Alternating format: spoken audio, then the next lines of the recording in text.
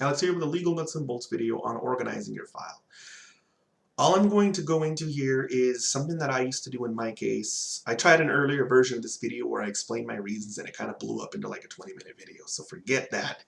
Here's how I would organize my files, and here's how I would recommend everyone else doing it too. And I think this is how attorneys also do it. So, I mean, I don't know. I guess it's consistent with what attorneys do too. So, towards the beginning of my case, I kept paper records, and now my cases are mostly over, with the exception of like collecting some arrearages that I'm owed. But now I keep it all electronic. I don't really keep paper records anymore. When I kept paper records, I'd actually take them into court. At one point, I had like this big giant. I don't know if it was. I don't want to call it a cart. It was more like a suitcase type of thing that you could wheel. So I would end up having to take one of those because it was just so many papers and pleadings. And then of course now, because I keep things electronic, I know I've done this before a couple of times. I just take in my laptop and it's got all my files on it. I stress the importance of keeping an entire comprehensive docket of each of your cases. It's too easy to just get lazy and just kind of keep what you have and what you filed, maybe the things that you've gotten in the mail from your opponent. But you never know when one of those oddball filings that wasn't served on you, like a proof of service or a certificate of service, you never know when one of those might actually be important.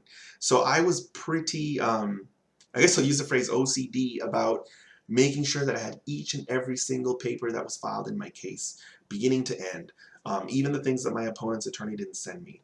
There is ways to get those. Now it's easier for me because I can go onto the electronic system, but towards the beginning I would end up having to ask the clerk, and I wouldn't just go in and get them out of the blue. Usually when I had to go into court for some reason or another, I would end up going on my way out. I would get in line and I'd say, you know, I have these 3 other items I'd like to get copies of.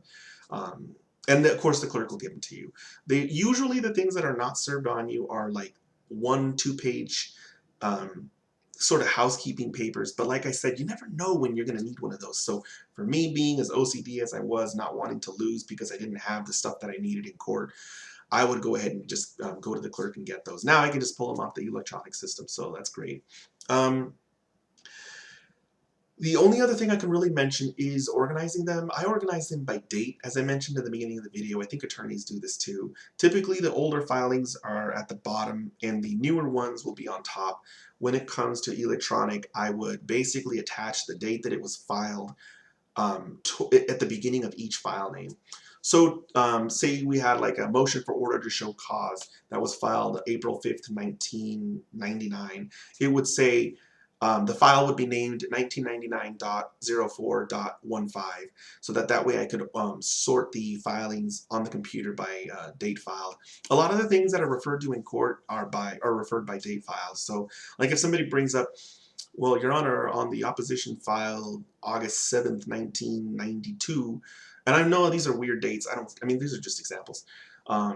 Blah, blah, blah. They'll say something about that. Well, it's going to be hard for you to find a motion for order to show cause because those can be filed like 10 times in a case. Who knows where that is? But since you got the date and time, or there's no time, since you got the date, you can actually open up your file, or if you're on the computer, you can sort by date and you can get to it really quickly. So that's one thing that I recommend.